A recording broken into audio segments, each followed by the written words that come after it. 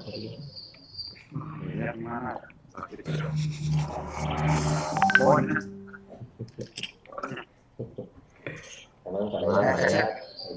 Yo. Jadi mana ya? Iya, Bon. Wah. Sekarang jadi yang apa? Tidak terpisahnya. Pandai oh. Apa gitu?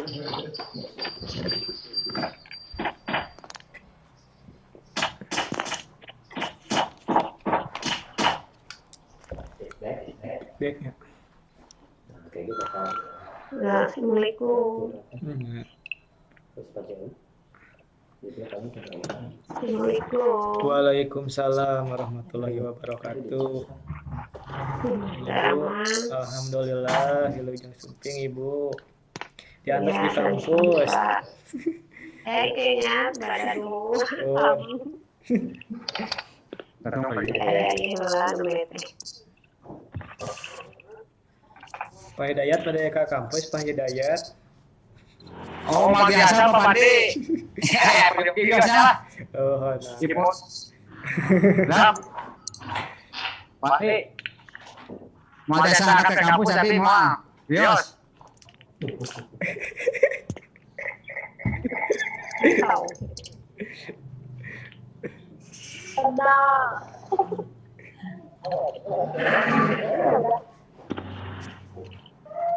Ini panggilan tiap ke kampus ya.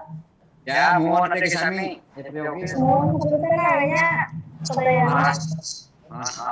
Ya, di jalan berdekat aja.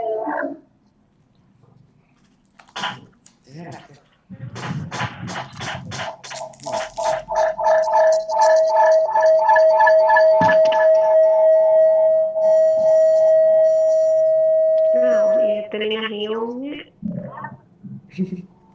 Coba sakah hiung juga.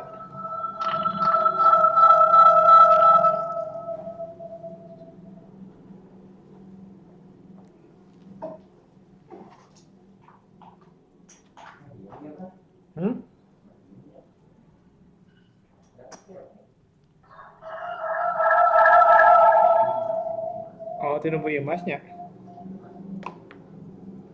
Sekarang caket sang sahaya.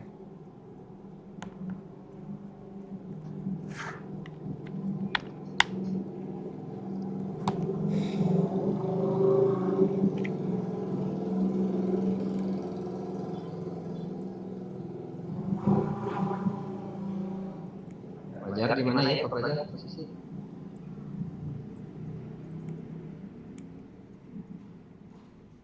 Ada suaranya Pak Fajar. Abi masih di rumah Pak ya. Oh. Pas beres iya langsung OTW. Siap. Iya ngarep error wae. Oh gitu. Nah, tangannya mana? Pengen anu siga jeda iklan dari gitu. Misalkan ada gangguan teknis atau naon. Siap. Ya, terus kayak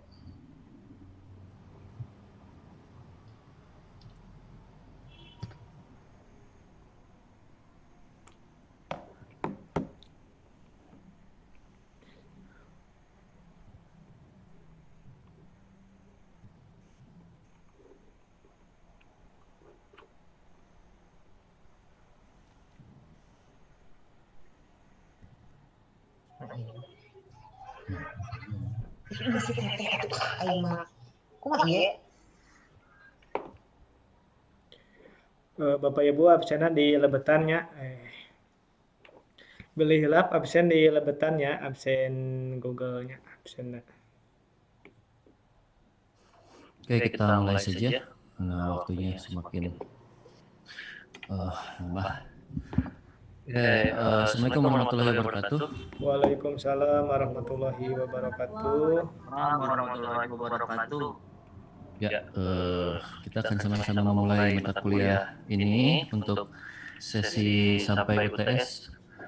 Kita akan sama-sama membahas beberapa isu yang terkait dengan pembelajaran. Mana? Kalau ada yang Nanti di tengah pembelajaran ada yang mau bertanya, silakan langsung saja ya, nggak usah izin bertanya. Tapi ketika saya menjelaskan mohon di mute mikrofonnya, takut mengganggu. Biasanya kalau saya lagi ngomong ada gangguan suka lupa lagi ya, sama lah sama yang lain. Oke, jadi sambil kita menunggu yang lainnya, ini yang berapa orang mungkin ya. Izin saya share screen-nya. Untuk materi sudah saya bagikan di grup kalau nggak salah. Oke. Jadi untuk mata kuliah ini kita akan bahas tentang peran dari pendidikan dan apa sih sebetulnya inovasi itu ya. Jadi saya sengaja memakai slide bahasa Inggris supaya Anda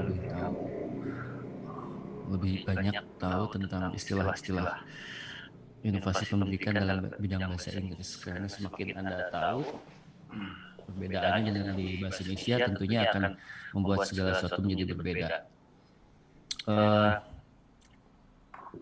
Itu nama saya mungkin baru pada kenal ya. Ada yang mungkin sudah kenal, ada yang enggak apa-apa. Saya kuliah dulu di Unpad, lalu ke UPI, lalu S2 di UPI, lalu baru beres S2 dan S3 di Australia di Sydney tahun ini, Januari kemarin. Sebetulnya saya sudah masuk di mata kuliah yang lain di jurusan Bahasa Indonesia, tapi sekarang saya disuruh untuk menggantikan salah satu dosen untuk masuk di mata kuliah ini. Oke, sangat simpel sekali. Inovasi dalam pendidikan itu kan, Anda tahu mobil Innova? Tahu mungkin ya. Kenapa namanya Innova? Karena inovasinya waktu itu Kijang itu kan masih kotak ya. Kotak beralih ke kapsul, baru namanya ada Innova. Innova itu dari kata innovation. Ketika beralih sebuah mobil ke bentuknya mulai dari kotak, lalu ada kapsul setuju nggak jauh beda dengan kotak, cuman beda lakukan saja. Tapi ketika yang Innova itu sejak tahun 2003 kalau nggak salah 2002 berubah total sampai sekarang itu mungkin perubahan cuma ada di grill atau misalnya di pelek atau di yang lain. Tapi kalau dari segi penampilan itu sudah berubah sejak tahun 2003 sampai sekarang, itu sangat jauh berbeda. Lebih lebar, lebih panjang dari segi dimensinya, juga dashboardnya juga beda dan sebagainya. Itu namanya innovation. Mirip seperti apa yang akan terjadi di bidang pendidikan nanti ya Anda. Inovasi itu nanti juga kita akan bahas. Salah satu hasil dari bentuk kreativitas manusia untuk membentuk suatu hal, tapi tidak menghilangkan esensinya. Oke, Kijang tetap Kijang sebetulnya, walaupun sudah jadi Innova, ya dinamai tetap aja Kijang sampai sekarang ya. Padahal kan sudah berbeda bentuk dan sebagainya. Membuat sesuatu hal yang berbeda dari yang lain tanpa menghilangkan esensi itu disebut dengan inovasi. Dalam bidang pendidikan, apalagi dalam bidang pandemik sekarang, dalam bidang pendidikan di masa pandemik ini kan orang-orang suka bingung apa yang harus saya lakukan ketika beralih dari bidang konvensional, dari pembelajaran konvensional atau tradisional atau di kelas menjadi virtual seperti sekarang. Yang terjadi adalah kita banyak melihat seorang duduk di pojok, bicara sendiri, ketawa sendiri, itu bukan nonton HP. Sekarang udah bicara sendiri, seperti saya sekarang bicara di depan komputer. Ya ibu, bapak mungkin bisa mematikan atau menghidupkan video ya. Tapi orang bilang ada kalau dari jauh, itu kenapa sih Pak Fakri ngomong sendiri di depan komputer? Apakah punya penyakit misalnya seperti itu? Nah, refleksi dari ini sebetulnya pendidikan sangat tergantung kalau menurut saya sangat tergantung sekali dengan interaksi siswa dan guru di kelas. Oke. Ketika ini berubah total gitu, mulai dari evaluasinya, mulai dari nanti asesmennya, mulai dari cara penyampaian, mulai dari semuanya ini, maka teknologi pembelajaran itu datang sebagai salah satu, kalau bahasa Inggrisnya bridge, jembatan untuk menyeimbangkan antara pendidikan yang tradisional dan virtual. Tuh.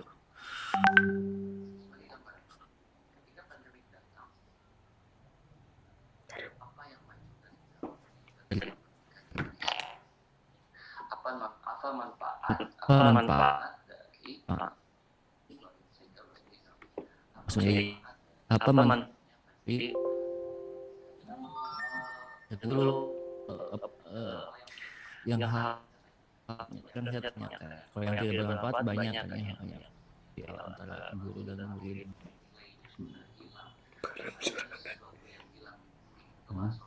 Yang tidak bisa digantikan di virtual. Nah sekarang pertanyaannya,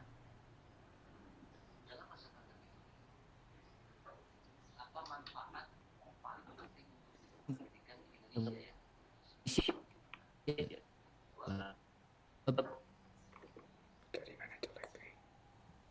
Iya, oke.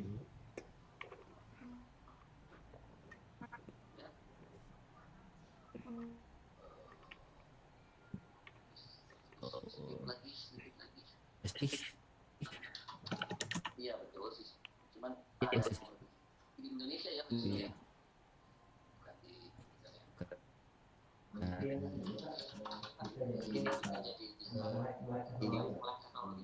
Melek teknologi lah di tadinya bisa ini kita dipaksa secara tidak langsung kan kita dipaksa untuk menguasai itu. Ya benar. Jadi ada yang lebih spesifiknya gini. Ketika blended learning diluncurkan tahun 2007-2008, ada distance learning namanya, blended learning lah, ada distance learning, dan sekarang virtual learning. Di negara yang lain itu sudah, saya lupa masih jurnalnya, nanti saya kasih jurnalnya lah linknya.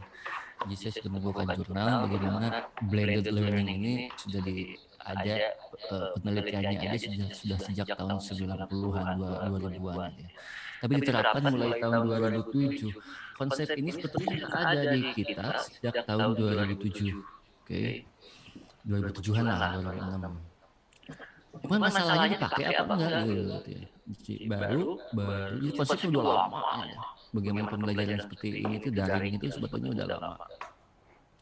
Bahkan kata daring pun baru-baru ini kan yang baru terkenalnya. Sebelumnya kan siapa yang tahu daring. Itu kan. Nah, jadi saya pernah mereview sebuah buku yang berhubungan dengan blended learning. Kalau nggak salah 2009. Ya 11 tahun yang lalu ya. Ketika saya kuliah di UPI. Negara yang lain itu dipraktekkan sejak tahun itu. Kalau saya melihat di Australia, sistem pembelajaran itu baik S1, S2, S3 biasanya research, S1 dan S2 itu udah blended, udah dicampur. Jadi mereka itu dari 13 kali, mereka 13 ya dari 14. 13 kali pertemuan, 7 pertemuan itu online. Sejak kapan sih saya tanya? Ini sejak kapan Anda belajar PID? Ya pokoknya kita menerapkan sejak awal 2010-an gitu, udah 10 tahun yang lalu. Jadi di kelas itu cuma 6 kali pertemuan. Banyaknya di mana? Ya online pun harus apa ya? Online pun harus ada di kampus sebetulnya ya, di perpus biasanya orang-orang. Jadi setelah online seperti ini mereka itu pergi ke library, tugas dan sebagainya. Jadi tugasnya sangat banyak sekali. Bahkan dalam satu hari itu teman-teman saya itu nggak pada tidur dan sebagainya. Apalagi kalau mau ujian. Jadi si dosen di kelas dia merekam video ngajar lalu diuploadlah ke dalam server kampus. Nah, si mahasiswa nanti bisa masuk dengan memasukkan ID-nya NIM kalau kita ya, ID lalu masuk ke situ sebuah aplikasi, lu tinggal nonton aja di rumah, di kafe, di train, di kereta, di mobil, di mana, di bebas mau di sawah, kalau nggak ada sawah sana ya, di mana pun Anda berada Anda bisa mengaksesnya. Tapi nggak bisa di-download gitu ya. Tapi bisa diakses kapanpun juga. Jadi sebetulnya kalaupun yang belajar di kelas pun tidak usah datang ke kelas sebetulnya mereka itu. Ada yang juga nggak harus datang ke kelas kecuali ada tutorial. Jadi kalau sistem pembelajaran di sana itu ada kebagi 3. Satu tutorial. Tutorial itu seperti mengajar di kelas itu namanya tutorial. Yang kedua ada group discussion. Mereka itu berkelompok berlima orang atau 6 orang. Lalu ada mentornya nanti yang akan. Jadi setiap dosen punya 3 orang mentor yang diambil dari mahasiswa S2 biasanya atau mahasiswa S3 yang lagi cari kerja. Lalu mereka ngasih bimbingan atau kalau kita mirip dengan bimbel ya. Tapi mereka ngasih mentor pada group discussion. Ini kan inovasi juga dalam bidang. Nah,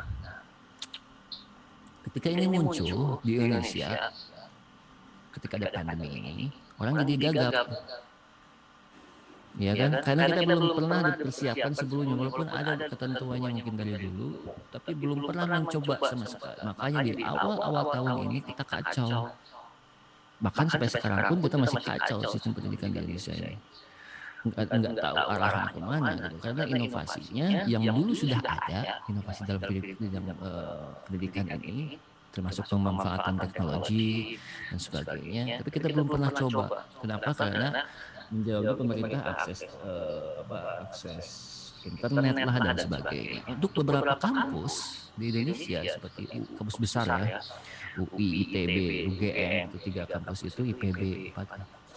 Itu sudah menerapkan sejak beberapa tahun yang lalu. Jadi ketika datang pandemi ini ya nyantai mereka. Sudah terbangun sistem informasinya. Di kita kelabakan. Mending kalau universitas. Bagaimana kalau dengan sekolah gitu. Pertanyaan seperti itu ya. Si guru harus menyesuaikan lagi dengan teknologi. Guru yang kalau misalnya gurunya masih muda agak mending. Kalau misalnya guru kelahiran 80, 85 bisa lah ya. Ini guru yang kelahiran 65 atau 70 tahun 70-an kan agak satu gagap teknologi, kedua memang nggak mau belajar, malas karena bukan zamannya lagi, nggak tahu. Handphone juga mungkin dipakai untuk WA-an, kadang WA juga salah ngirim ke grup yang lain, kadang WA juga biasanya salah copy, nggak tahu bagaimana caranya menyebarkan sebuah memforward atau bisa meneruskan sebuah gambar ke siapa, nggak bisa. Apalagi dengan teknologi seperti ini. Gagaplah kita. Nah, dengan adanya pandemi ini, kita jadi mau belajar. Dengan ada teknologi kita harus bukan masalah mau atau tidak, tapi is a must. Is a must for all teachers. Ini sebuah keharusan bagi semua guru untuk bisa berinteraksi dengan teknologi gitu. Jadi berbahagialah Anda di jurusan ini, teknologi pembelajaran ini, karena pas Anda bisa membuat sebuah tesis yang berhubungan dengan masalah pandemi. Silahkan semuanya tentang pandemi juga nggak masalah kalau menurut saya. Cuman proporsinya bisa diambil misalnya dari sekolah apa. Jadi kalau saya perkirakan, kalau di negara-negara maju itu diperkirakan pandemi ini kan berakhirnya Juli 2021, paling parah Desember 2021 ya. Jadi tinggal setahunan lagi ya. Mereka itu kenapa mengantisipasi beberapa hal. Contoh bidang pendidikan. Contohnya lagi bidang kesehatan. Contohnya lagi bidang kesejahteraan sosial. Itu yang mereka pikirkan, bukan memikirkan masalah ekonomi. Mereka nggak pernah mikirin ekonomi dan politik gitu ya. Berbanding terbalik dengan apa yang terjadi di kita. Nah, saya bertanya, Kemarin di Sydney di lockdown nggak? Di lockdown. Berapa minggu? Cuma 2 minggu. Oke. Dan pas lagi puncak-puncaknya COVID ini bulan Maret, bulan April, itu sekolah belum ditutup loh. Nggak kayak di kita. Padahal ya sama penyebaran itu lagi tinggi-tingginya. Scott Morrison, Perdana Menterinya, ini cuma studi kasus saja ya. Mungkin yang lebih bagus juga ada negara misalnya New Zealand lebih bagus, negara yang lain lebih bagus. Tapi saya ngambil contoh Australia karena saya banyak informasi, masih banyak berhubungan dengan teman di sana, lalu bisa tahu informasi dalam bidang pendidikan. Jadi Scott Morrison, Perdana Menterinya kekeh sekolah jangan ditutup. Gitu.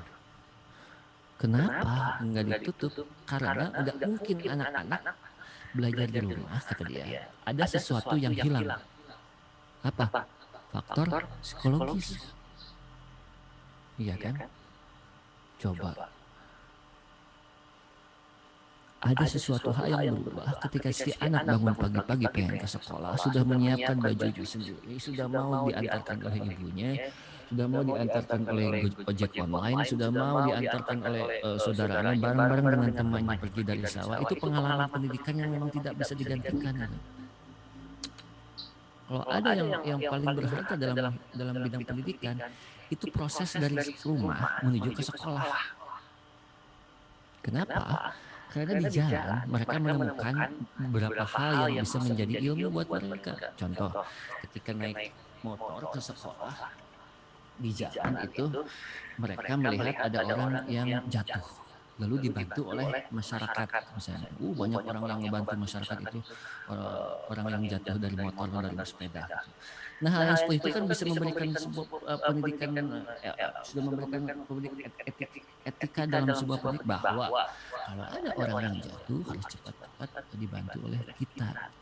Nah, itu pendidikan yang mahal sebetulnya. Kalau pendidikan di kelas kan cuma bagus tidaknya itu kan dari buku, berdasarkan punya buku apa enggak, siswanya, gurunya bagus apa enggak, siswanya siap belajar apa enggak, siswanya sudah sarapan apa enggak, siswanya tadi malam misalnya kurang tidur apa enggak dan sebagainya, banyak hal. Tapi yang paling penting dalam bidang pendidikan adalah ketika si anak itu mulai dari rumah menginjakkan kaki keluar dari rumah, mandi, lalu dia ada rutinitas yang terganggu gitu. Nah, ini yang paling mahal. Itu yang dikatakan oleh Scott Morrison. Karena kebanyakan kalau di Australia itu karena sudah zonasi, sekolah itu kan dekat-dekat ya, dekat rumah. Jadi misalnya saya kalau misalnya menyekolahkan itu tidak bisa di daerah yang lebih jauh. Dan itu dipantau datang ke rumah, nggak kayak di kita menerapkan zonasi tapi masih bisa diakalin gitu ya. Nah, kalau di sana nggak harus zonasi. Jadi jalan kaki mereka itu. Ketika jalan mereka melihat sesuatu hal di jalan. Ada aspek sosial, mereka belajar tentang psikologi, mereka belajar tentang ilmu tolong menolong, misalnya mereka belajar tentang bagaimana memberikan salam pada orang lain dan sebagainya. Seperti itu. Begitupun ketika mereka pulang gitu. Nah, jadi inovasi ini yang ada di bidang pendidikan di Australia ini, andai diterapkan di kita itu sangat akan luar biasa sekali. Tentunya dengan menyesuaikan dengan kekhasan lokal ya, yang tidak semua hal yang bisa diserap oleh kita. Jadi mereka masih mempertahankan masuk kelas sampai bulan Mei. Pas kemarin itu pas Idul Fitri itu bulan apa lah? Juni atau Mei lah sekitar itu lah ya. Baru setelah itu mereka lockdown, itu pun di lockdownnya itu cuma seminggu 2 mingguan gitu. Jadi ketika lagi musim itu mereka lockdown 2 minggu, setelah 2 minggu itu minggu pertama diterapkan sistem ganjil genap untuk absen. Jadi hari Senin absen ganjil, hari Selasa genap ganjil itu selama seminggu ganjil genap. Seminggu depannya itu 4 hari di sekolah, 4 hari online, 1 hari di sekolah. Setelah itu udah sekarang biasa lagi. Padahal penambahan di sana masih ada Pak, masih sama kayak di kita, kayak di Garut lah, bukan di Indonesia ya. Mirip-mirip dengan di Garut, ada penambahan ya 8, 10 gitu ya, 12, 20 dan sebagainya. Tuh. Jadi kata si Scott Morrison yang jadi masalah bukan muridnya, teachersnya yang harus bisa menjaga diri katanya. Jadi gurunya itu di swab, gurunya itu harus pakai protokol keamanan dan sebagainya. Jadi, karena gini, kata Scott Morrison, kalaupun anak-anak sekolah masih terus di sekolah katanya, ataupun pakai cuci tangan dan sebagainya, itu kan tidak bisa kita lihat bagaimana mereka mengontrol cuci tangan dan sebagainya. Dan sampai sekarang mereka nggak pakai masker ya. Karena apa? Karena masker mahal di sana, hampir ya 10 kali lipat dari sini masker kayak gitu. Barang-barang kan agak mahal. Jadi mereka nggak pakai masker. Nggak pakai masker masih gitu. Jadi kita diwajibkan pakai masker tapi semakin tinggi juga. Nah ini inovasi ini yang kalau ini kan policy ya, lebih ke policy. Inovasi dalam bidang policy-nya, inovasi dalam bidang kebijakan pembelajaran, kebijakan pendidikan dan sebagainya. Tapi juga ini sebuah inovasi yang juga dicontoh di beberapa negara yang lain. Contoh di Inggris contoh di New Zealand juga dicontoh seperti ini. Sampai menekan populasinya dan sebagainya. Nah ini adalah satu hal yang memang menjadi sebuah ilmu bagi kita gitu ya. Bagaimana pandemi ini, bagaimana kita bisa belajar bahwa dari sesuatu hal yang mungkin buruk buat kita, tapi semua pasti ada sebuah manfaat yang bisa diambil. Apa salah satu manfaat seperti yang Anda bilang tadi, kita semakin dewasa dalam masalah teknologi pembelajaran. Ya siapa tahu nanti mungkin awal tahun depan ada yang bikin inovasi dalam bidang pendidikan dan membuat software yang lebih bagus dari yang ada sekarang, misalnya dimasukkan ke Android atau apa dan sebagainya. Itu ya. Jadi itu sebagai perkenalan dulu. Oke.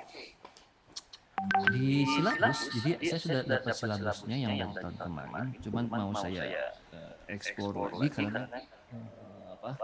karena ada beberapa bagian yang menurut saya harus dieksplor seperti yang kalau yang sekarang, makanya saya memberikan buku itu kepada Anda. Silakan Anda eksplor sendiri mana yang menurut Anda buku tersebut yang paling semua buku itu bagus ya. Jadi kalau mata kuliah saya biasanya saya kasih buku semuanya, Anda yang pilih bukan saya yang pilih. Karena kalau saya yang pilih berarti saya maksa.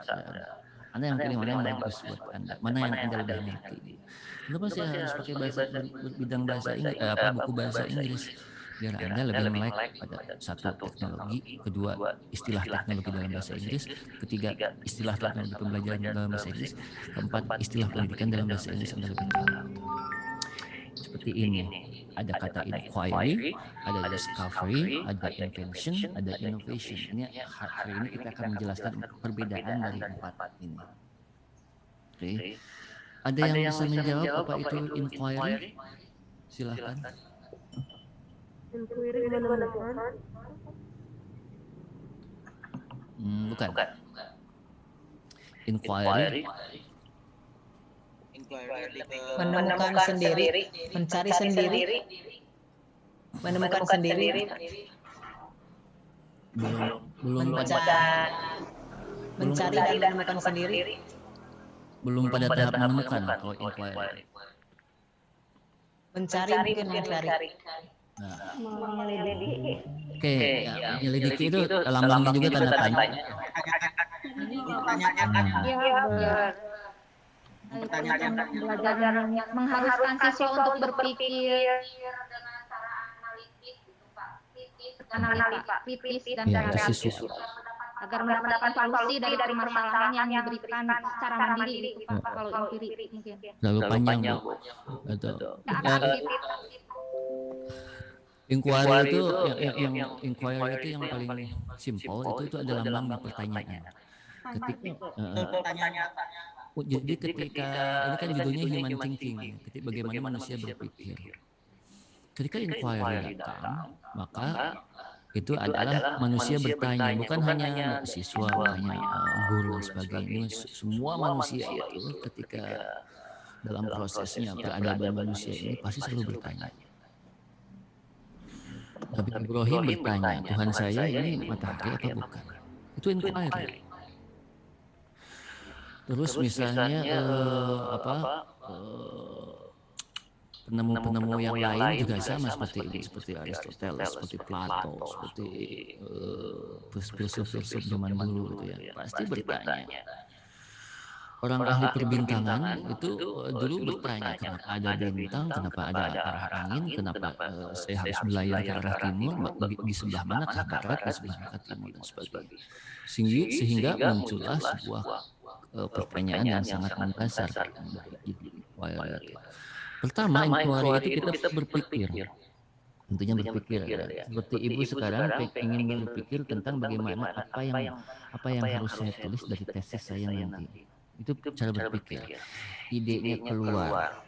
Ibu melihat atau ibu dan bapak melihat sekitar ibu, oh ini kayaknya masalah tentang teknologi pembelajaran di sekolah ini. Ini berthinking. Lalu ada questioning, baru pertanyaan, apa yang harus saya lakukan dengan ilmu saya terhadap apa yang terjadi atau isu-isu yang terjadi di bidang pendidikan ini, misalnya seperti itu. Lalu ibu menghubungkan connecting antara pikiran pertama dengan questioning ibu, dan terakhir ibu akan belajar bagaimana cara memecahkan masalah. Mirip dengan ibu tadi yang menjawab tentang siswa dan siswa menciptakan solusi. Ya itu kan lebih spesifiknya. Nah secara umum, contoh gini. Cara membuat sebuah tesis, skripsi, disertasi, apapun itu namanya, karya tulis ilmiah adalah pertama berpikir apa yang akan saya bahas. Dari apa sih itu adanya? Pertama bisa dari lingkungan, bisa dari pengalaman, bisa dari fakta. Ada fakta, pengalaman, ada lingkungan sekitar. Di lingkungan saya kayaknya anak-anak sekolah teh ibu-ibu komplek teh kayaknya nggak melek teknologi seperti itu. Jadi terus si anaknya yang mengerjakan Google Classroom itu bukan ibunya, seperti itu. Thinking terus berpikir, juga fakta. Oh saya baca koran, ternyata memang penguasaan ibu-ibu itu terhadap teknologi itu memang kurang, sekitar 20%. Oh ada faktanya. Fakta ini yang dijadikan rujukan ketika ibu nanti membuat referensi pendapat siapa, teori siapa dan sebagainya. Baru nanti ibu bertanya-tanya setelah apa yang harus saya bahas. Lalu kenapa saya harus bahas ini? Kenapa ini sangat penting bagi saya gitu. Nanti ibu akan nanya seperti itu pada diri ibu bapak sekalian. Kenapa? Jadi pertama what, apa? Kedua why, kenapa saya harus bahas ini? Ketiga how, bagaimana cara saya membahasnya. Gitu. Itulah yang muncul di question dalam karya tulis ilmiah. Biasanya kita menanyakan di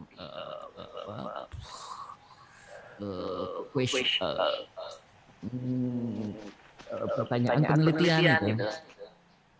Itu ya. Maaf saya mematikan dulu. Ada yang masih nyala ya. Udah nggak ada. Oke. Questioning. Pertanyaannya dan penelitian ibu apa? 1, 2, 3, 4, 5, 6, 7, 8, 9, 10. Mau berapapun juga. Tapi yang lebih simpel lebih bagus. 2 pertanyaan cukup. Penelitian ibu mau ngebahas ini. Kenapa? Ya, udah di latar belakang tadi disebutkan kenapa. Apa? Udah juga. Bagaimana caranya? Udah di belakang tadi ditanyakan. Sekarang saya mau questioning nih bagian bukan perumusan masalah, sudah ke pertanyaan penelitian. Baru nanti ibu connecting lagi ada di bab 2, di connecting dengan apa? Literatur review. Orang biasanya bilangnya literature review atau kajian pustaka bahasa kerennya. Ya kan? Setelah kajian pustaka, ibu melakukan penelitian. Setelah melakukan penelitian, baru ibu mendapatkan hasil dan ibu belajar sesuatu, namanya learning. Setelah belajar sesuatu, baru ibu bisa menyimpulkan apa sih ini kesimpulannya. Oh, di kompleks saya ternyata ibu-ibu memang tidak bisa menggunakan teknologi, memang karena mereka baru mengenal teknologi sejak 1 tahun yang lalu. Baru punya handphone yang layar sentuh atau yang smartphone itu udah baru beberapa bulan ini. Ini presentasinya. Ini hasil wawancara saya. Ini hasil survei saya di lapangan. Ini. Jadi finding-nya, ibu menemukan sesuatu, baru ibu belajar akan bisa menyimpulkan, menyebarkan kepada dunia bahwa di komplek ini banyak ibu-ibu yang nggak bisa menggunakan teknologi dikarenakan bla bla bla bla. Itu namanya inquiry. Ketika ini sudah hadir, ibu sebetulnya sudah menjawab pertanyaan apa yang ada di dalam tesis ibu gitu ya. Makanya coba ada namanya hipotesis di awal tadi. Hipotesis hasil apa? Hasil pemikiran ibu. Hipotesis kan dugaan saya ya ibu itu nggak bisa ya karena mereka sebelumnya belum pernah punya smartphone atau apa, tidak bisa berinteraksi dan sebagainya. Itulah inquiry. Oke, jadi prosesnya sangat panjang sekali kalau inquiry,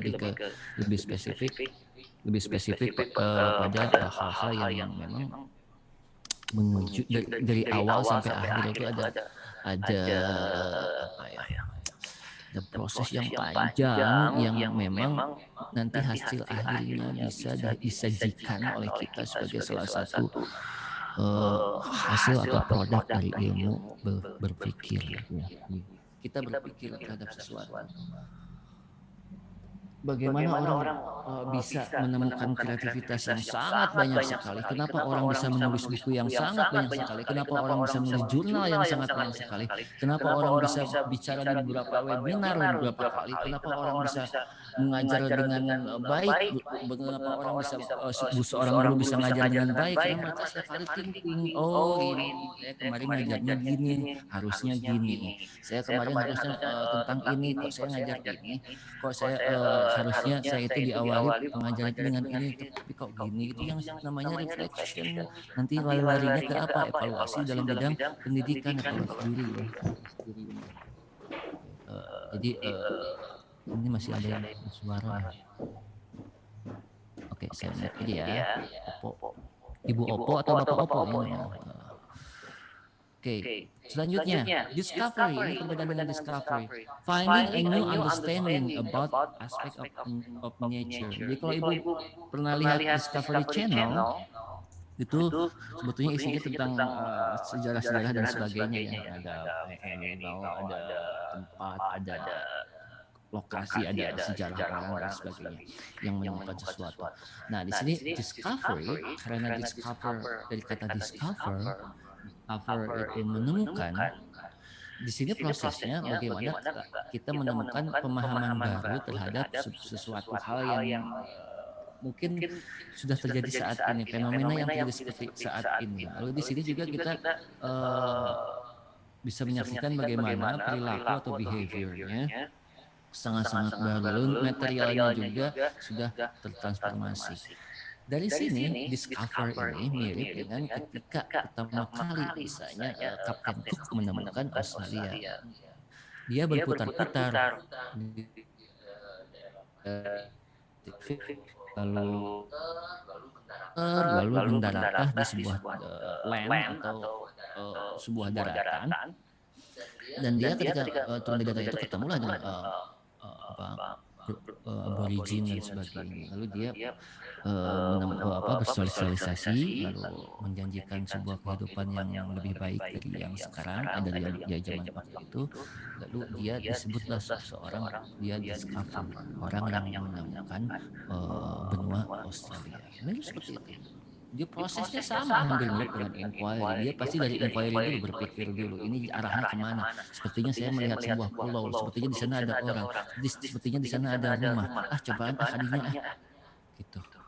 dari ini semuanya memang sangat berhubungan sekali gitu ya. Jadi ketika seorang student misalnya seorang siswa ingin belajar itu inquiry dulu, berpikir ini kata guru saya di kelas itu pembagian itu seperti ini, perkalian itu seperti ini, terus lalu dia discover mencari tahu, cari bukunya dan sebagainya, baru dia menemukan sebuah pemahaman baru. Jadi discover itu harus menemukan sebuah pemahaman baru, menemukan sesuatu yang memang baru, belum pernah dia dapatkan atau belum pernah manusia dapatkan sebelumnya atau personal sebelumnya. Gitu ya. Jadi itu perbedaan sangat berbeda sekali. Discover SD-nya juga sudah berbeda dalam bahasa Inggris.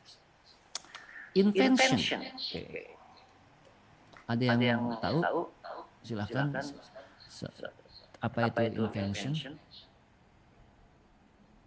Invention Ya. Silakan. Inovasi. Bukan, ada lagi. Invention. Penemuan. Oke. Jadi setelah itu kita akan menemukan sesuatu. Penemu mobil Ford, bukan ya mobil Ford yang Amerika. Itu adalah only Ford namanya. Namanya diambil, Ford itu diambil dari nama belakangnya. Honda pun sama diambil dari nama belakangnya. Terus banyak sekali Volt. Kita mengambil nama Volt dari nama Volt. Watt. Kita mengambil nama Watt. Ini seberapa watt sih? Itu nama orang sebetulnya, nama belakang orang. Itu seberapa Volt? Nama orang juga di situ. Dia menemukan beberapa hal yang lalu orang itu ketika bermanfaat di masyarakat itu dijadikan sebuah prasasti yang dari dulu sampai sekarang dikenang. Karena inventionnya, jadi invention itu ada dua, ada yang memang bermanfaat buat masyarakat, ada yang bermanfaat untuk dirinya sendiri gitu. Kalau kata James Watt, orang berhubungan dengan listrik ya dan sebagainya, dia itu kan sampai sekarang dikenang gitu. Karena memang bermanfaat. Michael Faraday, lalu ada juga siapa Ibnu Sina di bidang kedokteran, lalu juga Archimedes, lalu juga misalnya siapa bukan X-ray, penemu dari banyak sekali ya penemu, terutama penemu Newton, lalu misalnya hukum apa sih namanya, siapa sih udah lupa lagi pas IPA, apa itu yang penemu dari Ibnu Sina udah algebra disebutnya kan algebra bahasa Inggrisnya, penemunya adalah aljabar, seorang pemikir Muslim dan sebagainya. Jadi ketika menemukan sesuatu, dia creating a new way of working or functioning. Dia menciptakan sesuatu yang baru, hasil pekerjaan dia dan fungsinya juga berbeda dari yang sudah ada. Itu namanya invention. Penemuan vaksin COVID-19. Penemuan sebelumnya nggak ada mungkin vaksin, tapi belum nggak mempan kan. Kita udah nyoba vaksin ini nggak mempan, vaksin ini nggak mempan dan sebagainya. Tapi sekarang ada creating a new way, dia menciptakan sesuatu yang baru dengan cara yang sangat berbeda, dengan fungsi yang sangat berbeda, tapi tujuannya sama untuk menyembuhkan misalnya COVID-19. Bikinlah vaksin misalnya, nanti keluar vaksin dan sebagainya. Itu namanya invention. Ciri khasnya adalah a device is constructed. Harus ada barang. Jadi penemuan itu harus ada barang, sesuatu barang atau apa gitu ya, benda yang ditemukan. Beda dengan discovery tadi. Biasanya discovery itu menemukan sesuatu yang memang bisa barang, bisa material yang tidak bisa diwujudkan dengan barang gitu ya. Penemuan benua Australia, penemuan misalnya penemuan jalan baru ke, misalnya Anda sekarang besok jalan-jalan ke Gunung Guntur misalnya atau Gunung Papandayan, Anda menemukan jalan baru biasanya orang-orang melewat ke sini, saya melewat ke sini. Itu bukan invention, itu discovery, karena Anda discover, menemukan sesuatu, jalan dan sebagainya. Kalau invention itu benda, ya. Bagaimana misalnya Anda menemukan, bagaimana Bluetooth dulu belum ditemukan, bagaimana Wi-Fi dulu invented, bagaimana misalnya smartphone itu dulu di-invented dan sebagainya. Nah, ini biasanya kalau Anda lihat misalnya Apple mengeluarkan ketika orang-orang sudah pakai BlackBerry dulu ya, BlackBerry muncul kan gitu. Muncullah Apple datang dengan sebuah penawaran baru, a new way of technology, a new way of communicating. Jadi, ketika datang Apple itu datang Apple yang pertama itu 2006 atau 2005 saya lupa lagi ya, sekitar tahun itu sangat jauh berbeda dengan yang lainnya. Cara pengoperasian layar sentuh sudah dipakai dan sebagainya. Sampai sekarang inventionnya betul sebenarnya. Dulu kan kita belum mengenal ada Bluetooth. Dulu itu transfer data itu paling sama infrared kan, infrared. Itu pun katanya sangat merusak kesehatan. Lalu muncullah hal yang baru, misalnya kita bisa mengirim gambar lewat MMS. Dulu ada SMS, ada MMS juga kan. Lalu berkembanglah dengan cara pakai kabel data. Lalu setelah kabel data ada Bluetooth. Setelah ada Bluetooth, orang bisa sharing data sekarang lewat Google Drive, ya kan? Tidak lagi lewat email, tidak lagi lewat apa. Semuanya itu invention yang memang caranya berbeda. Caranya berbeda, fungsinya juga sangat berbeda sekali. Setelah ditemukan sebuah barang itu, baru prosesnya itu diolah. Prosesnya seperti apa, baru orang bisa mengeluarkan produk dan sebagainya. Itu namanya invention. Terakhir, ini innovation. Apa yang akan kita pelajari itu ini. Oke. Seperti kayak kata saya tadi, innovation broadly circulates and distributes this new way of working or functioning to the greater society. Nanti mirip dengan yang tadi saya sebutkan, invention, tapi ini broadly. Dia bilang broadly itu lebih luas. Fungsinya berbeda dan bisa didistribusikan kepada khalayak ramai. Barangnya mungkin sama.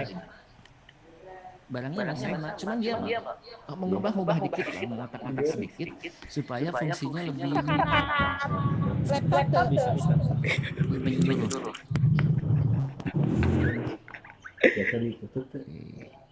Saya melihat ya lucu. Oke, silakan lanjutkan. Oke, innovation lalu circulate and disirkulasikan, sangat mensirkulasikan bagaimana sebuah barang itu mensirkulasikan barang itu seperti apa, mensirkulasikan sebuah produk hasil pemikiran itu seperti apa dan disebarkan kepada orang lain. Ini loh inovasi saya dalam bidang pendidikan. Apa Pak inovasi dalam pendidikan? Bahwa misalnya di universitas ini, di IP ini misalnya, inovasinya adalah salah satunya kita akan mengubah the way of how people think about misalnya LMS. Dengan adanya LLS ini kan, Learning Management System, ini sebuah inovasi yang bisa dipakai untuk supaya orang lebih mengenal secara jauh. Ketika Google menciptakan Google Classroom, itu sebuah inovasi yang sangat bagus sekali sehingga seluruh dunia bisa mengakses Google Classroom. Ketika Zoom datang, itu mengeluarkan inovasi. Sebelumnya itu sudah ada Skype. Sebelumnya itu video conferencing banyak sekali, tapi apa yang ditawarkan oleh Zoom itu sangat berbeda dengan mereka. Fungsinya juga sangat berbeda. Skype nggak bisa sharing screen seperti ini. Zoom bisa. Nah itu. Ada sesuatu hal yang berbeda dari produk yang sudah ada. Itu namanya innovation. Dalam hal ini kita harus mengerti bahwa di sini disebutkan people begin to work in new ways. Orang-orang melakukan sesuatu itu dengan cara yang berbeda. pikirannya berbeda, bukan hanya produk, tapi cara berpikir juga berbeda. Dan new wealth is created, dan semua kekayaan baru diciptakan, kekayaan ilmu, kekayaan berpikir, kekayaan apapun itu yang berhubungan dengan inovasi itu pasti akan tercipta. Bayangkan kalau pandemik ini datang 30 atau 40 tahun yang lalu. Ketika teknologi belum begitu canggih. Ketika belum ada Zoom, ketika belum ada laptop belum ada, ketika handphone belum ada, bayangkan coba. Bagaimana sistem pendidikan kita? Itu. Nah, dengan adanya hal seperti ini, inovasi dalam pendidikan berfungsi sebagai sebuah alat untuk mengukur sukses tidaknya, maju tidaknya sistem pendidikan di sebuah negara. Tuh. Jadi banyak yang protes juga. Kan kita tidak bisa mengontrol kehadiran anak SD di sekolah, cukup dengan Google Classroom. Kita tidak bisa mengontrol siapa yang mengerjakan tugas anak ini, apakah ibu bapaknya, apakah kakaknya. Ya kan, mana tahu gitu. Kita nggak tahu bagaimana cara mengontrol misalnya kegiatan gurunya juga. Kita tidak tahu. Maka di situ betullah evaluasi. Ketika inovasi datang, evaluasi pasti hadir. Evaluasi buat apa sih? Mengevaluasi inovasi yang sudah ada gitu. Makanya evaluasi pendidikan juga penting. Inovasi datang, jadi inovasi muncul, evaluasi juga ada di belakang. Karena tidak semua inovasi yang kita ciptakan itu satu, cocok dengan masyarakat. Kedua, cocok dengan budaya yang ada di sebuah society, di lingkungan masyarakat. Ketiga, cocok dengan teknologi yang ada di masyarakat. Teknologi LMS mungkin cocok di sini, tapi kalau misalnya di SD cocok apa tidak? Teknologi Google Classroom memang tidak cocok di sini, mungkin di anak-anak SD mungkin lebih cocok. Tuh. Teknologi misalnya diskusi lewat grup WA misalnya, mengajar via WA mungkin cocok untuk anak-anak SD. Untuk kuliahan saya bilang nggak cocok.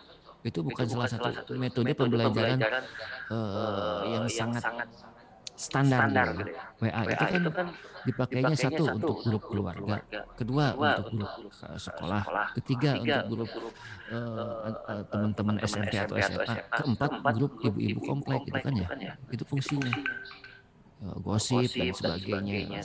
Jadi ada beberapa hal yang nggak bisa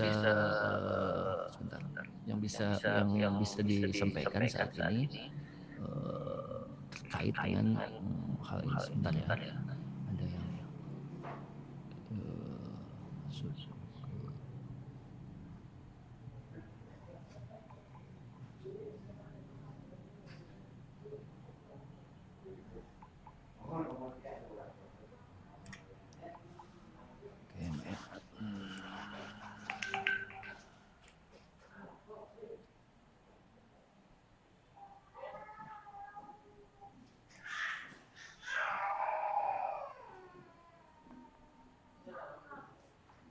Oke, ada beberapa hal yang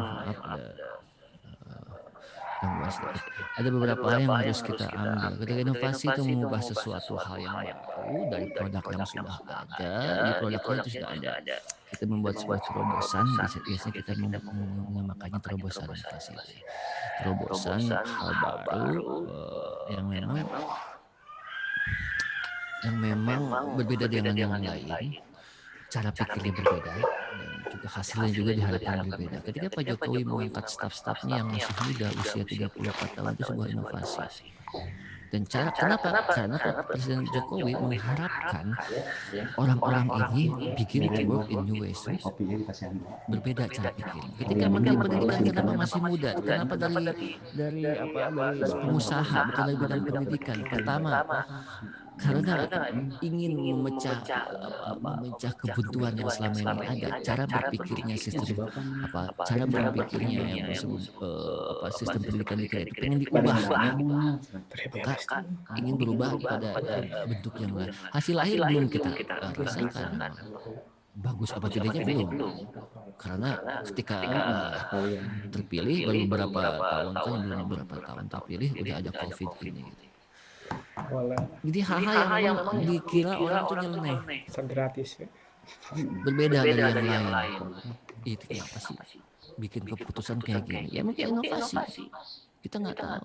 Ini kenapa sih milih rektor teh masih muda? Ya mungkin dia punya sesuatu hal yang memang harus dibangun dari dia yang punya potensi untuk membuat inovasi ke depannya biar orang nggak kerja gitu-gitu aja gitu.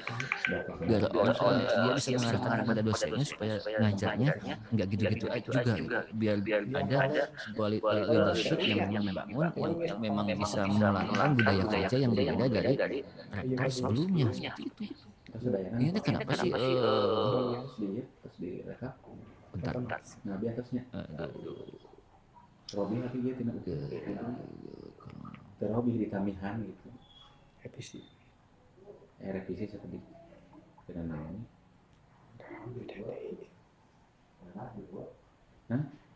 ini itu ya ada satu hal yang baru kita mau optimalkan hasil akhirnya seperti apa itu disebut dengan inovasi.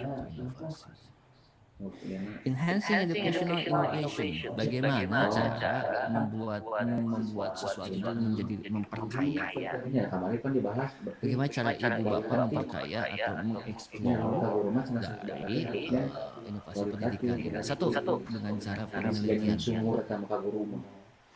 Ibu meneliti sesuatu, ada sesuatu yang janggal dalam bidang pendidikan ini, ada sesuatu yang janggal dalam bidang teknologi pendidikan, ada sesuatu yang janggal dalam bidang pembelajaran, dan sesuatu yang janggal dalam bidang policy, educational policy, kebijakan pendidikan, ada yang sesuatu yang janggal misalnya yang berhubungan dengan misalnya bahan ajar yang diberikan, ada sesuatu yang janggal itu sebuah research, awalnya dari research. Makanya saya selalu menekankan orang yang suka ngomong dengan hoax atau yang berita bohong itu berarti orang yang satu tidak berpendidikan karena dia belum pernah merasakan bagaimana caranya meneliti dan apa itu sebetulnya makna dari sebuah penelitian. Kalau orang yang suka meneliti dan mengetahui apa makna dari sebuah penelitian, ketika berita datang dia pasti ngecek dulu fakta atau bukan. Itu cek dia. Hoax, banyak sekali hoax yang sebetulnya memecah persatuan bangsa ini dan saya sangat tidak suka hal yang seperti ini. Bangsa seperti diadu domba melalui politik, bangsa diadu domba melalui perbedaan ras, bangsa diadu domba melalui perbedaan agama, bangsa diadu domba dengan perbedaan partai, bangsa diadu domba dengan perbedaan pemilihan presiden, bangsa diadu domba dengan fanatisme dalam bidang keislaman, bangsa diadu domba dengan semuanya diadu domba. Kalau orang bangsa ini mengerti apa itu artinya penelitian itu, Ibu Bapak. Kalau di negara-negara lain itu seperti ibu menciptakan hadis baru. Ibu bikin hadis lalu dikumpulkan dalam sebuah buku. Itu. Ibu seperti menciptakan sebuah tatanan baru, sistem baru yang dibukukan melalui skripsi, tesis, disertasi. Berarti apa? Tanggung jawab ibu terhadap tesis, skripsi, dan disertasi itu sangat besar sekali. Kalau ada sesuatu hal yang salah, ibu persepsi di tesis itu, ibu bisa disalahkan, ibu bisa digugat sebetulnya. Kenapa penelitian ibu seperti ini? Coba lihat datanya berapa orang, surveinya pada siapa, kenapa mengambil partisipannya ini, kenapa melalui metode, bagaimana, kenapa hasilnya tidak sama dengan apa yang ibu pertanyakan di hipotesa, kenapa semua ibu pertanyakan. Jadi mereka itu ketika bikin tesis, karena kalau skripsi udah terlambat, ibu kan sekarang bikin tesis nih. Bikin tesis itu kitab suci punya ibu yang tidak bisa pertama digugat. Tapi ibu hanya bisa mempertahankan. Makanya ada sidang. Lalu tesis itu seperti mahakarya ibu. Orang sana bilang that is your masterpiece. Sebuah mahakarya ibu, hasil produk cara ibu inquiry ibu, hasil produk ibu bapak dalam hal discovery, cara ibu hasil ibu dari invention, cara ibu dalam berinovasi, penulisan itu semuanya itu susah. Apalagi kalau ibu bapak memiliki anak, ibu bapak misalnya punya masalah lain, ibu bapak wah sangat kegiatan menulis itu susah. Nah sekarang skripsi atau tesis ibu keluar, orang tidak menghargai itu. Kenapa pada hasil penelitian saya mah perbedaan pendapat ada wajar. Kenapa hasil penelitian saya mah ada perbedaan partai politik tidak masalah di masyarakat, kenapa ini dipermasalahkan? Berarti ada something wrong dengan isu-isu. Makanya sekarang kalau mau-forward berita apapun juga, kalau berita itu hoax, berarti ibu bersalah terhadap orang lain, itu aja. Sekarang mesti gimana Pak? Ya udah, sekarang kalau ibu menerima berita tentang ini, kemarin kan ada demonstrasi. Mau kemarin Banyak kabar-kabar hoax yang menyangkut pautkan kepada hal yang sebetulnya tidak nyambung. Nah, sih itu mungkin omnibus law, kenapa nyerempet masalah agama? Enggak nyambung. Objektif bebas. Itu berpikir itu ada masanya dan harus berdasar. Apa dasarnya? Yaitu penelitian fakta di lapangan, fakta yang tidak bisa diubah sama sekali. Contoh fakta yang tidak bisa diubah sama sekali, misalnya kalau kalau misalnya kita ini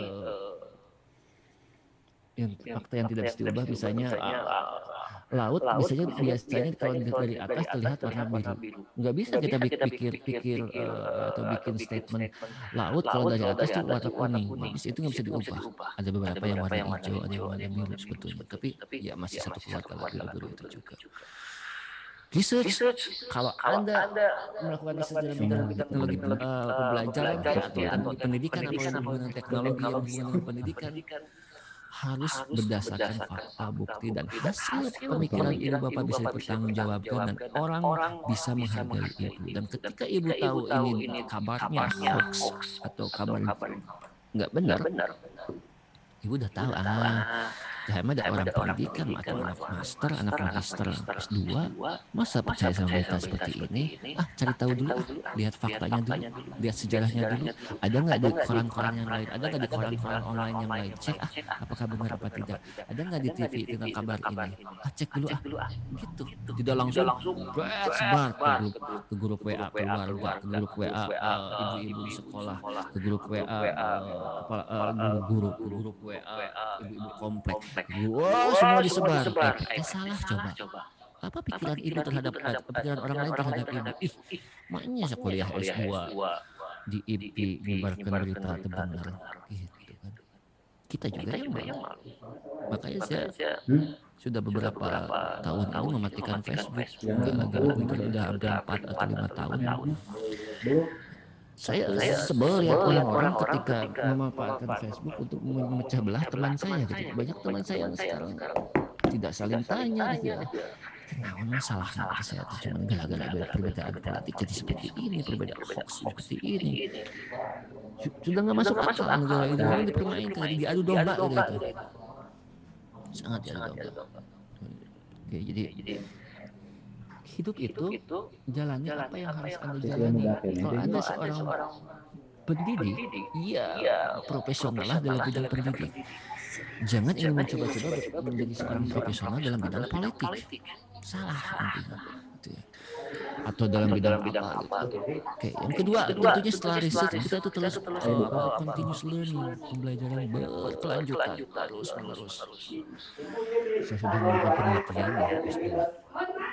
Tapi saya tuh ada sesuatu hal yang memang belum pas di saya. Maka saya mau belajar lagi, continuous saya mau kuliah S3 saya mau belajar lagi, saya mau ikutan workshop saya mau belajar lagi, saya mau ikutan pelatihan saya mau ikutan seminar webinar saya mau ikutan webinar di sini, continuous learning namanya.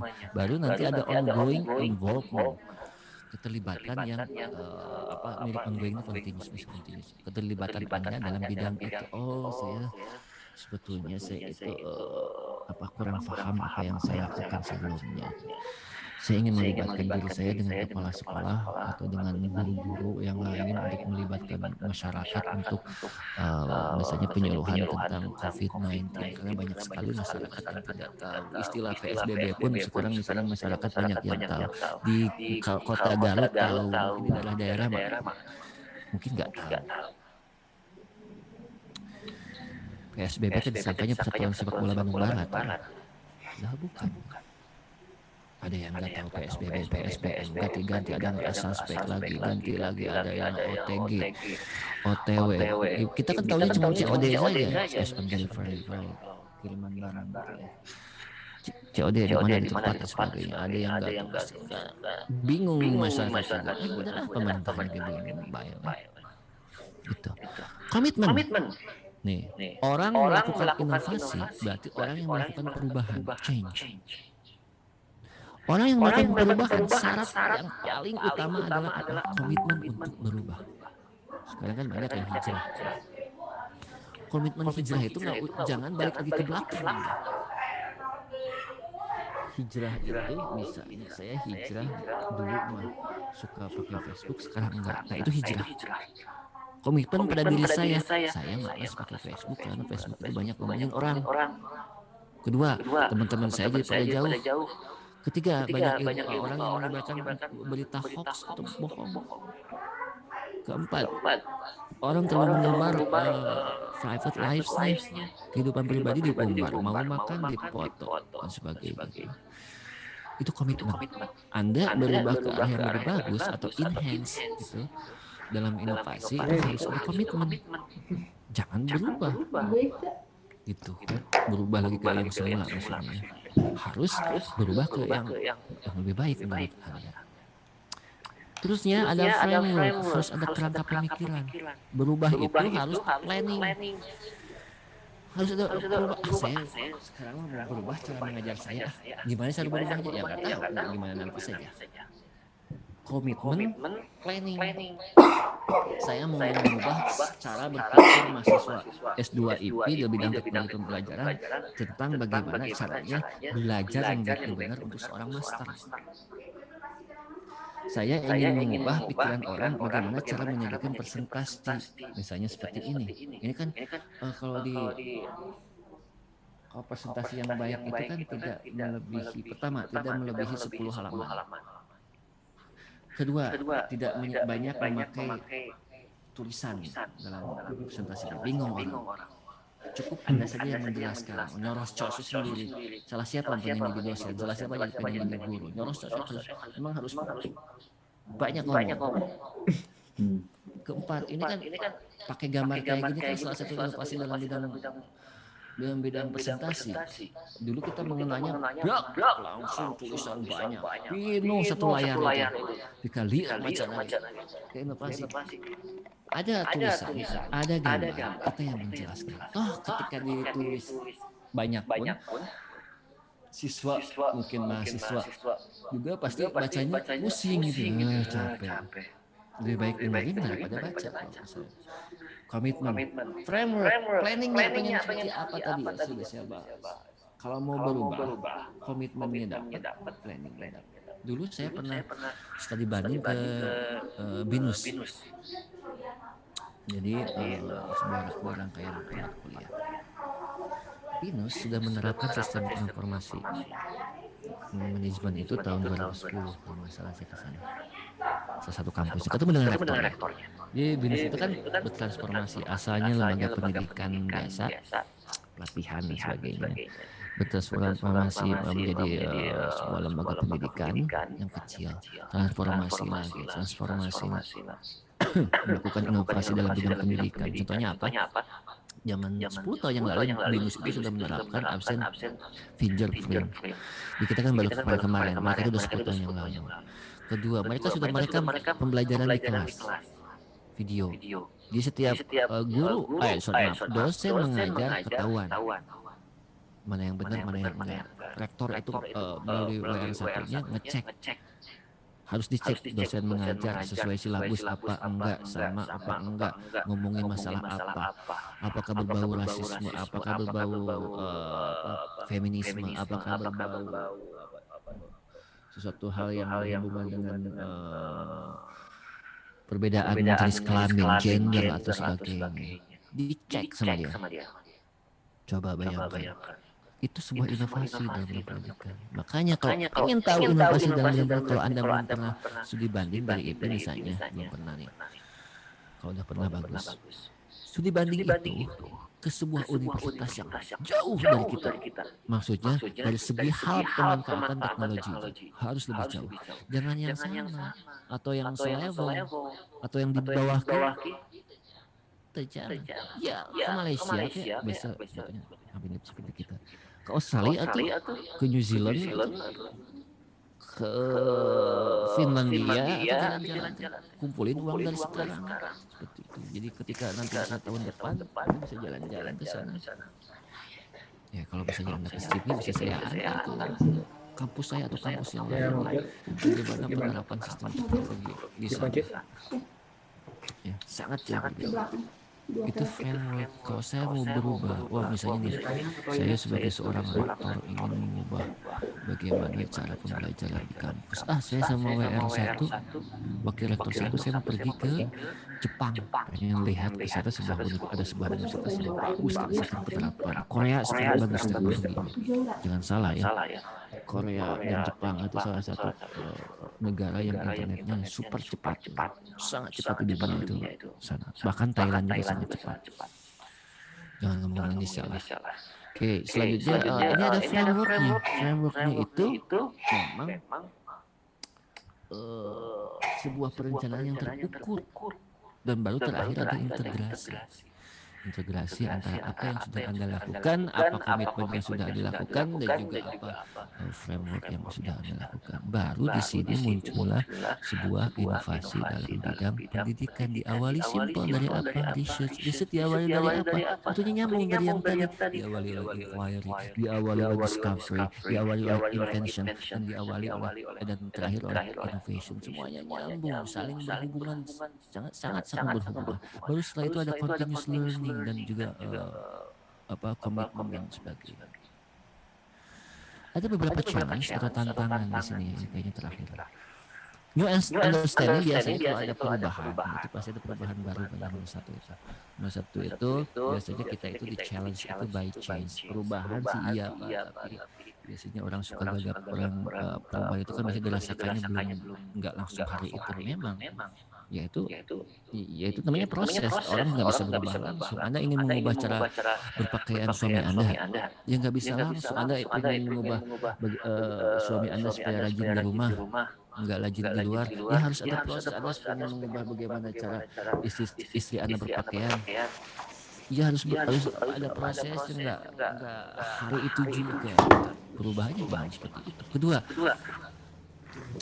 biasanya katanya daily experience, pengalaman pribadi itu biasanya suka hantui di sini, bisa dipredictable, bisa sangat diprediksi gitu ke depannya. Biasanya kalau kita bikin perubahan suka ketahuan perubahan itu pasti bakal segini, nggak akan ngefek banyak lah perubahannya. Makanya ada namanya forecasting dalam education, namanya ada peramalan pendidikan, namanya ada kalau orang sudah ada punya peramalan pendidikan, orang sudah punya sistem pendidikan yang sangat mumpuni. Ketika ada pandemi ini, ketika ada COVID ini, kita sudah punya sebuah sistem sistem khusus untuk penyelenggaraan pendidikan yang darurat, seperti ketika ada gempa bumi, ketika ada banjir bandang, ketika ada tsunami, ketika ada wabah seperti ini, kita udah siap. Kurikulumnya pun sudah disesuaikan.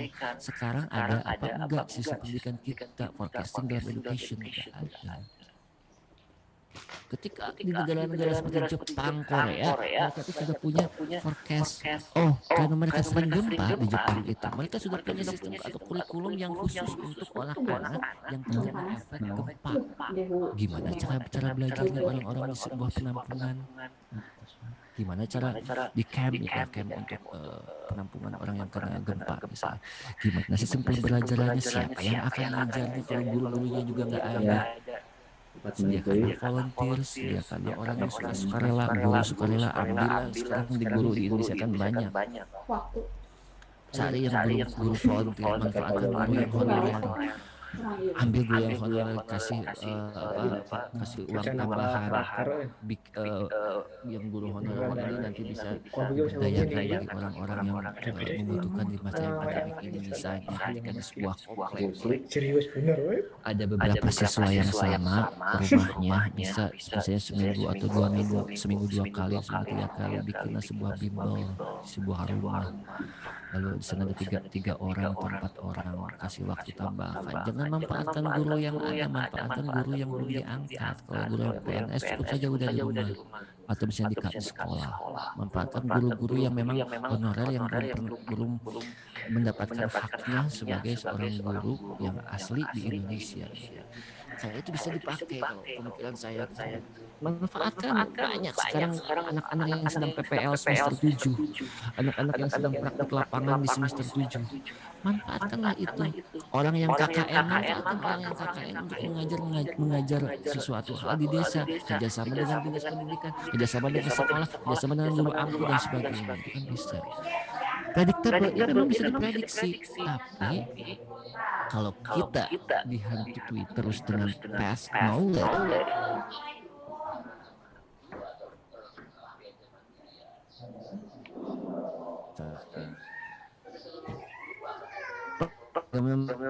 konseptualisasi pelatihan zaman dulu dan ini pengetahuan juga. Tapi yang bagaimanapun juga dalam masa pandemi ini ada beberapa hal yang harus kita manfaatkan bahwa bidang teknologi ini semakin maju. Nah, Anda sebagai seorang pemikir, jadi hilap pada seorang pemikir, jadi pami ayah suara sebagai seorang hilap seorang pemikir harus bisa menjembatani how to be a good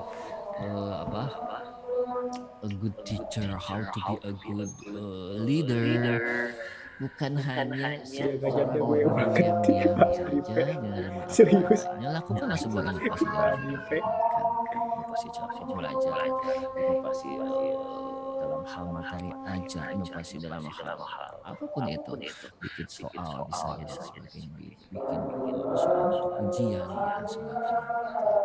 Jadi ya contoh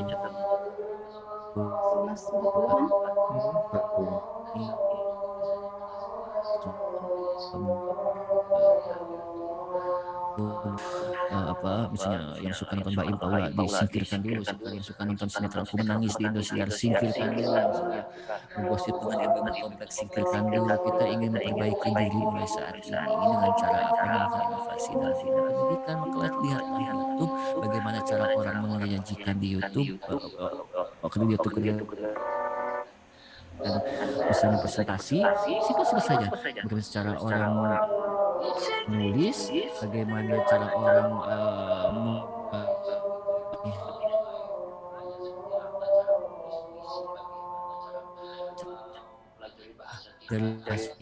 saya pengen belajar bahasa Korea, silakan. Jadi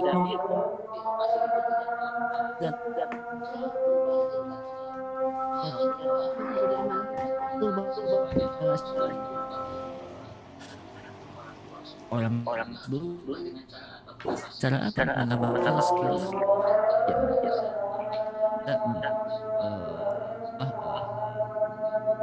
itu kesini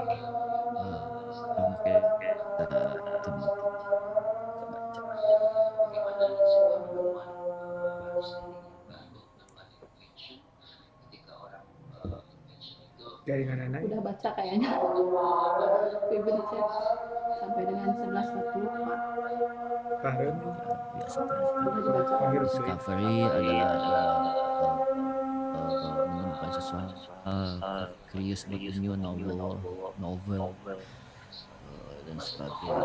COVID-19 kenapa disebut novel coronavirus? Novel itu kan baru dan dia dihasilkan dari hasil dia discovery. Para ahli saintis menemukan bahwa ada satu virus yang jenisnya mirip dengan SARS, yang jenisnya mirip dengan MERS, yang satu rumpun tapi ini berbeda. Nah itu makanya disebutnya novel coronavirus. Novel itu kan something baru, discovery, inovasinya ada 10. Oke, mungkin itu saja. Kalau ada pertanyaan silakan, nanti akan saya tampung. Oh, sudah habis ya? Iya, udah habis. Oke. Mohon maaf saya terlalu ngeliat. Kalau mau ada yang ditanyakan silakan bisa menghubungi saya. Saya mau bertanya. Oh, boleh. Kalau yang lain nggak keberatan, saya silakan. Kalau mau yang lain mau ada yang kadang waktunya sudah habis keluar Pak, boleh silakan. Oh ya. Ini Pak, pertanyaannya bagaimana mengoptimalkan kegiatan belajar siswa di rumah ya selama darurat pandemi ini berkaitan dengan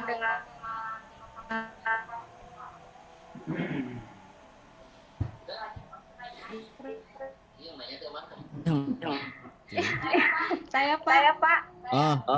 Saya Dimas. Dimas, gini.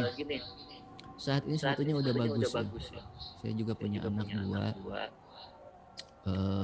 sedang belajar juga. Mereka belajar bahasa Sunda sekarang ya, karena tidak bisa bahasa Sunda sama sekali. Selalu menanyakan kepada saya. Saya kan sibuk, ibunya juga sibuk, lagi kuliah juga. Apa yang dilakukan oleh guru sebetulnya sekarang sudah maksimal untuk teknologi di kita ya. Karena kan kalau video conferencing seperti ini untuk anak-anak SD agak sulit, kecuali di sekolah dasar yang internasional itu pakai Zoom semuanya Bu, jadi nggak ada masalah. Harus pakai seragam sama ya. Biasa ada upacara jam 7, itu keponakan saya seperti itu. Kalau di Bogor, di beberapa Bogor, daerah Jakarta, biasa kayak sekolahnya kayak pakai seragamnya gitu. Upacara dan sebagainya. Nah, saya suka ada pertanyaan di inquiry. Kenapa di sekolah negeri dan di daerah nggak sama kayak gitu? Yang sekarang sudah bagus, cuman kurang optimal saja begitu. Artinya ada suatu momen di mana pekerjaan si anak dalam bukan merupakan hasil kerja. Evaluasi pun susah. Isi absen go ya betul gitu. Lalu selanjutnya yang paling susah itu ya kalau pandemi yang sekarang itu satu ketika teknologi sudah ada evaluasinya susah Bu. Difficult. Bagaimana cara kita memantau kreatif anak? Karena gini, kalaupun Zoom, ibu bapak kan bisa mematikan juga seperti yang dilakukan oleh teman-teman sekalian. Pak Hasan, Pak Gemi mematikan itu kemana? Nyohayam, Manu, bisa aja kan? Iya Pak. Bisa aja. Iya masih tetap mengontrol. Susah ngontrolnya saya juga. Sekarang cuma picture saja misalnya seperti ini juga ada yang namanya Oppo lagi. Sah di Oppo. Orang baru saya kan nggak tahu gitu. Nah, mantau gitu aja sih. Muncul, semuanya muncul. Bukan menyindir ya, cuma contoh. Kebetulan aja Pak. Pilih yang Manu Pak. Meraban hayam mengkarunya. Intinya sesuatu hal yang memang baik buat Anda saat ini sebetulnya sudah bagus. Cuman cara kita berpikir bagaimana evaluasinya pun sangat susah. Kedua orang tua ibu mungkin tahu sebagai orang tua cara jadi proses gimana Bu yang daerah kamu? Iya. Nggak ada smartphone juga belum punya. Nah, ngerti email apa? Makanya saya menawarkan ini satu solusi. Gini aja. Apa alat komunikasi yang bisa dipakai sampai ke pelosok? Radio. Contoh. Pemanfaatan Radio. Tapi kurang ada interaksi kalau radio. WA gitu ada WA kan terbatas jaringan tadi saya bilang. TV dan radio.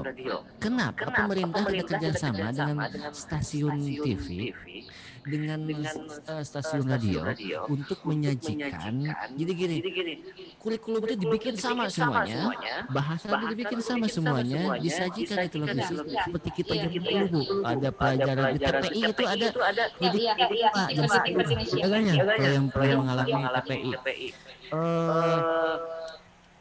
misalnya jam 10 anak-anak seluruh Indonesia jam 10 ada pembelajaran di TVRI atau di mana yang sinyalnya bagus semua karena Indosiar pun nggak sama semuanya banyak sinyal. Di TVRI jam 10 saksikan pembelajaran IPA untuk kelas 3 beres. Nggak usah ngabisin kuota. Nggak usah ngabisin apa. Ibu mungkin tahu bagaimana dia pernah mendengarkan Wakepoh di radio. Kenapa cara itu tidak dipakai oleh guru bahasa Indonesia atau orang yang merintis pendidikan ini? Gini, cerita untuk cara menyimak bahasa Indonesia sekarang bisa Anda dengarkan di Radio Rex pukul 12 sampai pukul 1. Silakan simak ceritanya, kerjakan soalnya yang sudah ada dalam LKS beres. Tuh, manfaatkan teknologi. Zoom nggak kita semuanya pernah zooman dengan mahasiswa. Tapi ini coba tinggal di laut, benar bu di laut di gunung. Saya tuh susah cari sinyal Pak. Jadi kalau mau berbicara pemerataan pendidikan, kalau mau berbicara tentang kampus merdeka, bicara tentang pendidikan yang merdeka, itu yang disebut dengan merdeka. Bagaimana semua anak di Indonesia bisa mengakses semua materi aja dari manapun dan kapanpun. Caranya apa? Handphone sekarang terbatas sinyal. Handphone tinggal. Nah, mending kalau yang pakai Google Classroom tuh kalau anaknya 6 kumaha kudu mulai handphone genap. Sedangkan masalah sulit ini gini kerjasama dengan televisi nasional kata saya juga. Jamnya ada gitu, jangan menanyakan sini kalau bisa televisi swasta juga bekerja sama. Tayangkan tiap hari Senin khusus bahasa Inggris jam 7 anak-anak. Jam 8 IPA, jam 9 pendidikan keluarga negara. Kalau di daerah Jawa Barat pendidikan bahasa Sunda, kalau di daerah Batak Bali bisa pendidikan bahasa daerah bahasa Bali. Bebas, penyajinya siapa? Penyajinya guru-guru, terus di rolling di setiap daerah, misalnya setiap itu di rolling biar kebagian honor. Jangan praktisi pendidikan profesor malah duit Bu. Iya. Main di honor segala, guru yang harus dimanfaatkan. Gitu. Dosen mau loba duit itu guru yang harus gurunya yang mengajar. Jadi dikasih amplop misalnya.